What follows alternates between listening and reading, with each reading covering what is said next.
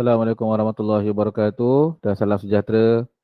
Baiklah, insyaAllah pada hari ini dalam video kali ini kita akan belajar ataupun mempelajari tentang subtopik 13.2 iaitu bioteknologi. Okey. Dalam subtopik sebelum ni kamu telah mempelajari tentang kejuruteraan genetik dan pada dalam topik kali ini kamu akan lihat bioteknologi dalam bidang yang lagi luas lah. Okey. So, apakah itu bioteknologi? Bioteknologi ini merupakan satu bidang yang mana bidang ini menggunakan teknologi ataupun kaedah, pelbagai kaedah untuk memanipulasikan organisma di mana tujuannya tak lain adalah untuk menghasilkan ataupun mengubah suai hasil kepada sesuatu produk biologi lah. Okey. Biasanya bioteknologi ini digunakan untuk meningkatkan mutu hasil keluaran ternakan ataupun mutu hasil keluaran tanaman. Okay, di samping untuk membangunkan lagi penggunaan mikroorganisma ni untuk tujuan yang lagi khusus lah seperti merawat penyakit dan sebagainya. Okay. So dalam bioteknologi ni dia akan melibatkan pelbagai disiplin sains. Okay. Dan kalau kamu lihat rajah dalam buku teks tu, pelbagai disiplin ini telah diwakilkan dengan warna-warni tertentu lah. Okay. So kalau kamu kira akan ada 10 jenis aktiviti yang telah dikenal pasti menggunakan bioteknologi, namun dalam ke-10 aktiviti tersebut, bioteknologi hijau, putih, kuning dan biru adalah merupakan aktiviti utama yang dijalankan di dalam bioteknologi inilah. Okey. Seperti meningkatkan hasil pertanian, industri berasaskan mikroorganisma, bioteknologi marine dalam pemakanan dan juga pemakanan. Okey.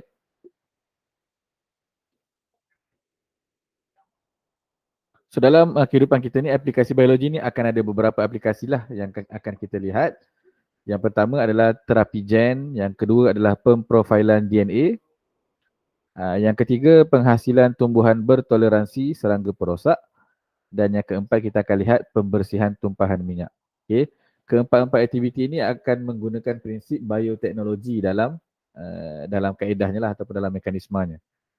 Okay, kita lihat yang pertama terapi gen. Okay. Terapi gen ni biasa digunakan untuk merawat atau mencegah sesuatu penyakit genetik lah. Okay, dalam terapi gen ni, dalam teknik ini, gen yang normal, okay, contohnya gen manusia yang normal, akan disisipkan ataupun diletakkan ke dalam gen pesakit untuk menggantikan gen yang abnormal, gen yang tak normal tadi lah. So, antara penyakit yang boleh dirawat menggunakan kaedah terapi gen ni adalah cystic fibrosis, okay, distrofi otot dan juga beberapa jenis kanser lah. Kita boleh gantikan susunan gen yang rosak tu dengan meletakkan susunan gen yang normal lah. Okay, sebagai contoh,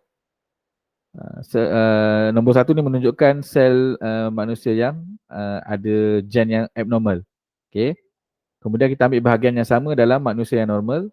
Gen manusia yang normal kita akan letakkan ataupun sisipkan ke dalam susunan gen yang abnormal tadi tu.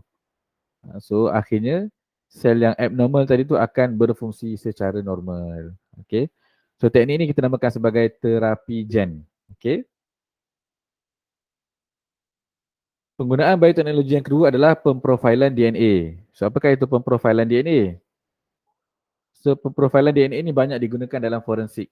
So dia merupakan satu teknik forensik yang mana pemprofilan DNA ini digunakan untuk mengenal pasti individu berdasarkan DNA mereka. Okay.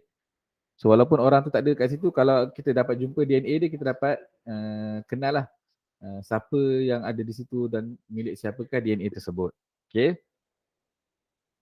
Kenapa pemprofilan DNA ini sangat penting? Sebab setiap manusia akan ada susunan DNA yang sangat unik kecuali kembar seiras lah. Okay. Dan kita juga boleh membezakan di antara DNA manusia dan juga haiwan lah.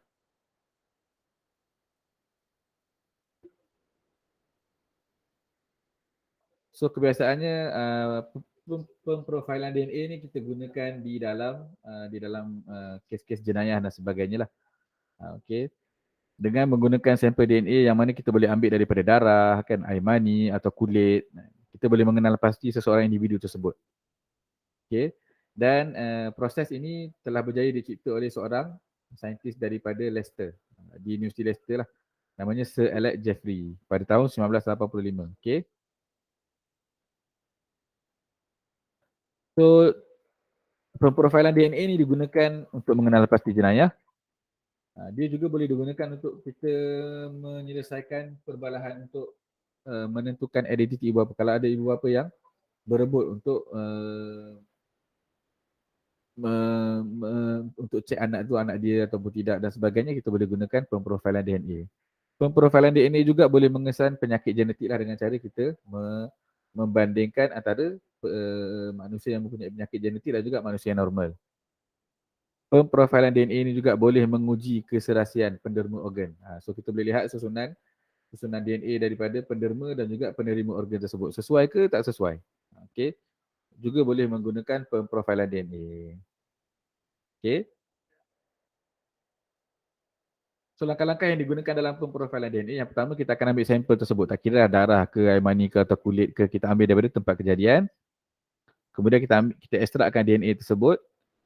Seperti mana dalam kejuruteraan genetik, kita menggunakan enzim pembatasan untuk kita potong DNA tersebut kepada fragmen ataupun cebisan-cebisan DNA yang berlainan saiz. Okay. So dalam sampel sekarang ni kita akan ada fragmen DNA ataupun cebisan DNA yang berlainan saiz, di mana kita boleh pisahkan dia melalui satu proses yang kita namakan sebagai proses electrophoresis gel. Okay. So bila kita letakkan dalam electrophoresis gel ni, DNA ni biasa dia akan bergerak ataupun dia akan terpisah. Kita akan dapat nampak satu corak lah atas gel tersebut. Okay. Kemudian fragmen tersebut ataupun cebisan-cebisan yang berlainan saiz tu akan dipindahkan ke atas nilon membran nylon. Okay. Kemudian kita tambahkan lagi prop radioaktif, kita tambah sedikit radioaktif ke atas membran nylon tersebut. Kemudian kita boleh letakkan filem X-ray. So, bila kita proses filem X-ray tersebut, kita akan dapat lihat kedudukan jalur-jalur fragmen tersebut ataupun cebisan-cebisan DNA tersebut. Okay. So daripada cebisan-cebisan ataupun fragmen DNA tersebut, kita boleh comparekan dengan DNA lain yang ada lah. So kita boleh matchkan sama ada betul milik siapa DNA tersebut. Okay. Penggunaan ketiga bioteknologi adalah dalam penghasilan tumbuhan. Ini sangat common lah, di mana tumbuhan dihasilkan untuk bertoleransi daripada serangga perosak. So dekat sini kita ambil satu contoh, iaitu penggunaan baka kapas tebal yang bertoleransi kepada ulat perosak kapas. Okay. Contohnya adalah kapas BT. Okay. Di mana teknik ini telah mengurangkan penggunaan racun perosak. Kapas BT ni dia disuntik dengan gen daripada BT tu Bacillus thuringiensis lah. Iaitu sejenis bakteria tanah yang dapat mengeluarkan bahan yang beracun. Okay. So bila tumbuhan kapas tersebut ada BT tu, maka petani tersebut sudah tidak memerlukan lagi racun tumbuhan untuk membunuh perosak, kerana tumbuhan itu sendiri boleh menghasilkan racun perosak tersebut daripada mana? Daripada gen yang diambil daripada bakteria Bacillus thuringiensis tadi tu. Okay. Selain kapas, tanaman BT lain yang digunakan adalah jagung dan juga terung. Juga menggunakan teknik dan juga bakteria yang sama lah. Okay. Okay, so apa yang berlaku? Kalau kapas biasa nampak kan, dia punya kapas tu sikit. Kapas BT banyak dan tebal lah. Sama juga dengan jagung. Jagung biasa dan juga jagung BT. Apa yang berlaku? Gen tu akan menghasilkan toksin lah. Okay, so bila serangga perosak tu makan tumbuhan tersebut yang ada toksin tadi tu, toksin tu akan mengganggu pencernaan serangga perosak tersebut dan akhirnya menyebabkan serangga perosak tu mati. Dan akhirnya kapas tu tak akan dimakan oleh serangga perosak lah. So penggunaan bioteknologi yang keempat adalah pembersihan tumpahan minyak. So biasalah minyak yang diambil ataupun nak dibawa ke negara lain tiba-tiba tumpah di tengah lautan. So macam mana nak bersihkan dia? So kita boleh gunakan teknik bioremediasi lah. Di mana bioremediasi ni merupakan satu kaedah di mana kita membersihkan bahan cemar dengan menggunakan bakteria. Tak gunakan bahan kimia lah.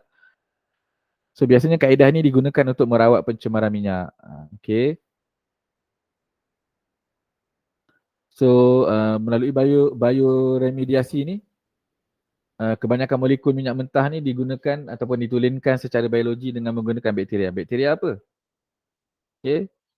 Bakteria Alcanivorax borkumensis. Okay. Di mana bakteria ni Dia bergantung kepada minyak untuk mendapatkan tenaga. Maknanya kalau ada minyak, dekat situlah dia akan dapat tenaga. So bakteria ini digunakan untuk makan minyak yang tumpahan minyak tersebut untuk merawat pencemaran minyak dekat lautan lah. Okay. So dia sangat efektif tanpa memerlukan penggunaan bahan kimia. So apakah kepentingan bioteknologi dalam kehidupan? Okay. Bidang bioteknologi ni telah berkembang pesat, sangat berkembang pesat di Malaysia lah. Okay, dan yang mana bidang ini telah memberikan banyak sumbangan kepada manusia, terutamanya kepada negara-negara yang membangun dan negara-negara maju. So biasanya bioteknologi ni kita kaitkan dengan pertanian, perindustrian, pemakanan, perubatan dan sebagainya. So dengan menggunakan bioteknologi ni kita telah dapat menggantikan teknik lama yang mungkin sudah tidak sesuai dengan peredaran zaman dan kita boleh mempelbagaikan produk yang memberi lebih banyak manfaat kepada manusia lah. Okay. Selain daripada perkembangan ataupun kemajuan sains, bioteknologi, perkembangan bioteknologi ini juga dapat memberikan ataupun mengembangkan ekonomi sesebuah negara. Okay. Dalam bidang pertanian seperti biasalah kita dapat menghasilkan baka ternakan ataupun tanaman yang baik. Kita juga dapat menggunakan teknik kultur tisu ataupun pengklonan yang boleh mempercepatkan pembiakan. Kita boleh pilih baka padi yang mana yang baik untuk menghasilkan padi yang lebih baik lah. Okay. Dan kita boleh menghasilkan haiwan yang mempunyai daya tahan penyakit yang tinggi. Okay. Dalam bidang forensik, seperti kita belajar tadi, dapat mengenal pasti penjenayah. Okay. So ini semua adalah sumbangan-sumbangan bioteknologi kepada manusia. Dan kepada alam sekitar, seperti yang kita lihat tadi, akan ada bakteria yang boleh membersihkan tumpahan minyak. Ada juga mikrob yang boleh mempercepatkan pereputan bahan buangan. Okay. Ada juga mikrob yang boleh menguraikan najis dan secara sepenuhnya. Dan dengan kehadiran mikrob-mikrob ini, kita dapat mengurangkan pencemaran. Okay. So berakhirlah subtopik 13.2, maka dan kamu telah menghabiskan silibus biologi tingkatan 5. So berjumpa lagi dalam video seterusnya dan juga pembelajaran seterusnya. Assalamualaikum warahmatullahi wabarakatuh.